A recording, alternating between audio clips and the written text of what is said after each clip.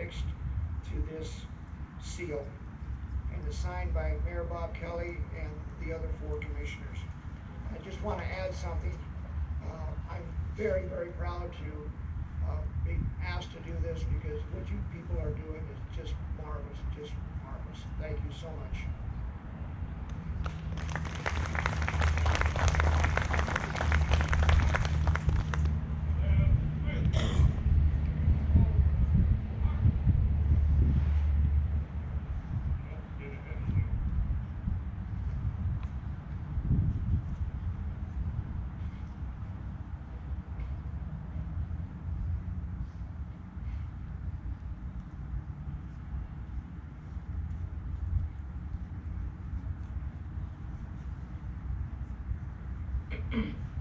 All right, now we're supposed to have Nate Deere and Josh Thomas lead us in the Pledge of Allegiance. Where are those 2 soldiers?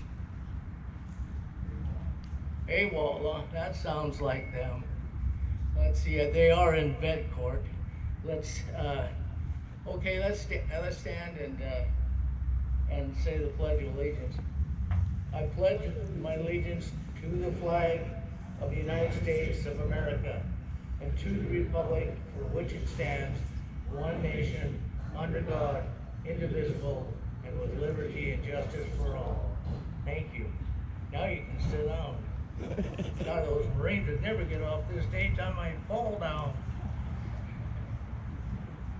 So, well, we got a keynote speaker, Jill Stevenson, and she lost her son in Afghanistan, and she wrote the book Heart of a Ranger. So, Jill, would you come up here, please?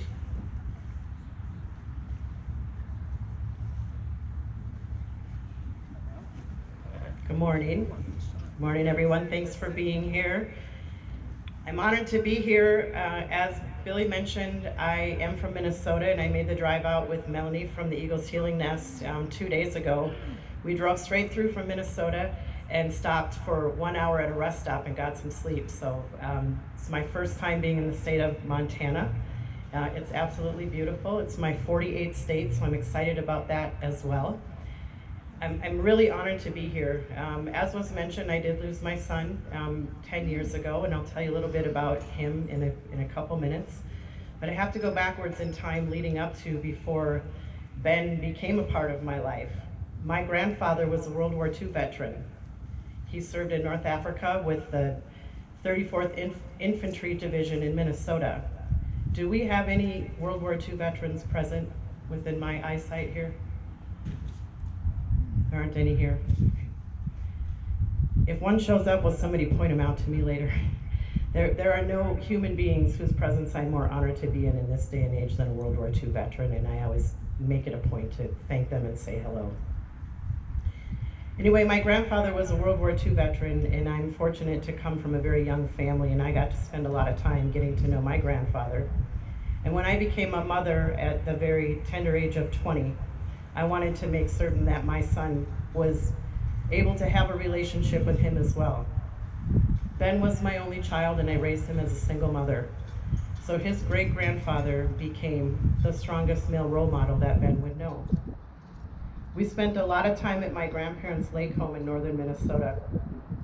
Ben was about 7 when he noticed a curio cabinet on the wall in the cabin that contained my grandfather's medals and memorabilia from World War II. He had earned a Purple Heart, and he had some certificates of appreciation and of service and some photographs. And Ben wanted to know details about what those items meant. And he began asking my grandfather questions. What did those things mean? And what was it like for him to serve in a war? He was relentless in his questioning of him. What was it like to dig a foxhole? What was it like to shoot a big gun? What was it like to fly overseas? All kinds of things. Ben admired my grandfather from the youngest age that he possibly could, and he hung on every word that he said. From that young age of 7, he said that when he grew up, he wanted to join the Army and be just like him. And my grandfather let him say that because he understood that his great-grandson was speaking strictly from admiration. He was honored for that. But as Ben got a little bit older and wiser and had a little more understanding about what that meant, he told Ben that he shouldn't become something that someone else was just because he admired them. He said that he should become what he was meant to be himself. And that's different for everybody. And that one day he would know what that was because he would get a gut feeling. He would get a feeling that he couldn't put aside, something that he would have to respond to himself. Ben said, okay, well, when I grow up, I want to join the Army just like you. Didn't really absorb too much with him. Ben and my grandfather were able to maintain a close relationship until my grandfather's death in April of 2001, when Ben was 13. It was the first death that he had experienced, and it absolutely crushed him. He was so upset about it and filled with so much sorrow that he told me he didn't want to talk about it. And I respected his wishes. I understood his sadness, and I also understood that he was a 13-year-old boy, and it's kind of hard to get him to talk anyway, so I just let him have his space. Ben stayed silent for 5 months until 9/11 happened. As a 13-year-old boy, he watched those events take place in the classroom at school. In those days, they wheeled the TVs into the classroom and they watched what was going on, and we watched it. We were glued to the TVs like most of us were then. For Ben, 9/11 was personal. He was barely coping with the death of his great-grandfather, and to him, it was an absolute mockery of his great-grandfather's service to America. And that sadness turned to anger, and that anger turned to vengeance. And he made a statement at that wise age of 13 that when he was old enough, he was going to become an Army Ranger, find Osama bin Laden, and make him pay. He wasn't kidding. Anybody who knew my son from that day forward didn't doubt for 1 second that when Ben Kopp graduated from high school, he was going straight to the Army. And he did.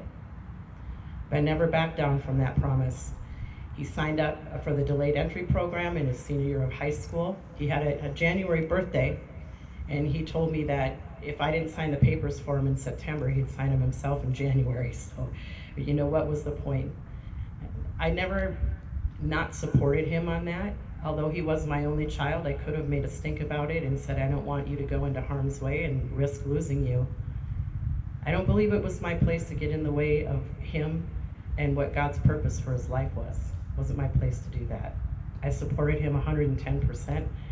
And so 1 month after Ben graduated from high school, he was on his way to Fort Benning, Georgia, to train with the infantry of the U.S. Army, the very place his great-grandfather had done some 63 years earlier. I don't imagine my grandfather ever thought when he was over there in North Africa that his great-grandson would follow